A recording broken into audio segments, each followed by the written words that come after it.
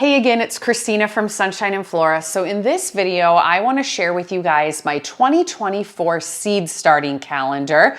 But before I go through this entire list with you, I'm really excited to announce that I now have set up that you can become a member to this channel. And you do that by clicking the join button on the channel page or any video page. Now, perks of becoming a channel member, you of course get some badges and emojis you can use, but the really exciting ones are that channel members will get exclusive photos and updates in all of my garden endeavors, and those will be posted in the community portion of the YouTube channel. So if you're interested in becoming a channel member and decide to join, I want to thank you ahead of time for continuing to support my channel and my growing flower farm. All right, so enough about the channel membership. Before I dive into this seed list, I do want to mention that I garden in Zone 5A in Northwest Iowa, and my average last frost date is around the second week of May. All right, let's dive into my seed starting list. So I have it nice and typed out, so I make sure to tell you guys all of the correct information. And then this is exactly what I'm going to be following throughout the seed starting season as well. And I actually have already started some seeds for the season, which you guys have seen in a couple videos. I've started my Lisianthus. Now, if you've grown Lisianthus, you know that it is super slow growing and you have to start it really, really early. So the first round of Lisianthus was actually started way back in December. I just hit the 4-week mark. They are looking really good. And then yesterday on January 2nd, which I did a full video of, I started my big round of Lisianthus. I think it was 640 soil blocks of Lisianthus.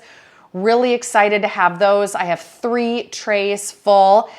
So the first round of Lisianthus, the smaller round, is specifically for the hoop house. The second round, I have not decided if that's going to go outside in ground or in the hoop house. It can go either.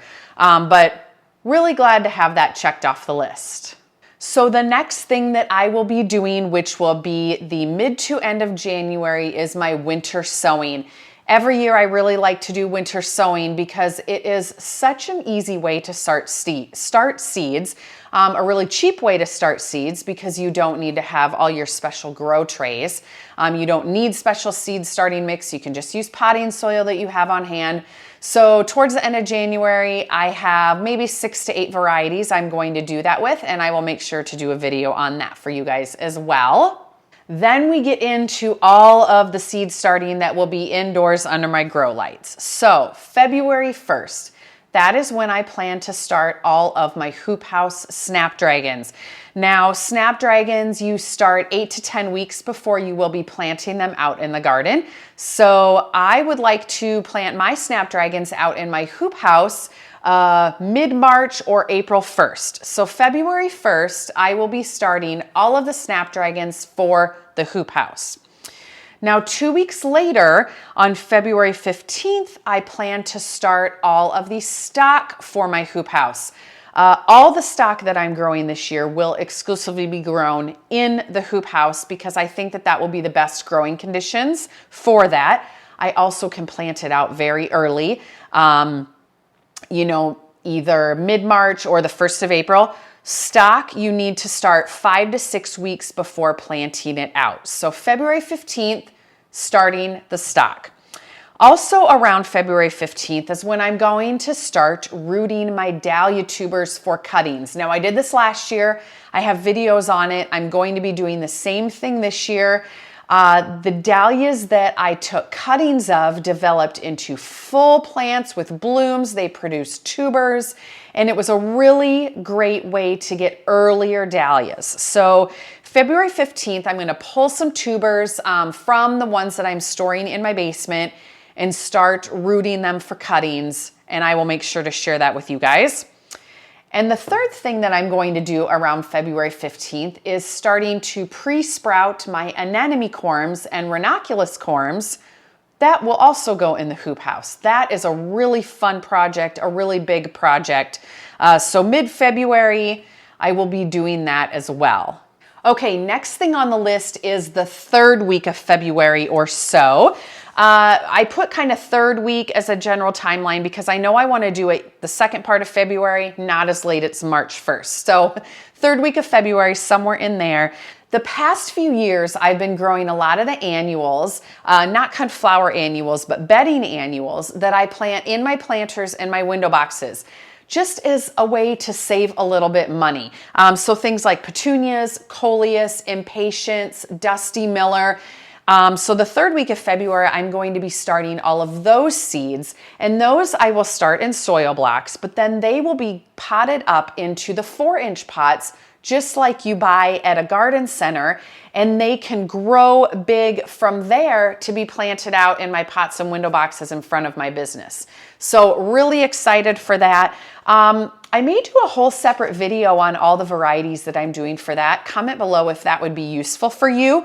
But since that is such a different topic from cut flowers, I may do some separate videos on that for you guys. All right, so next seed starting date is March 1st, and this has a little bit of a long list. As we get closer to planting out season, the lists get longer for what I start on those dates.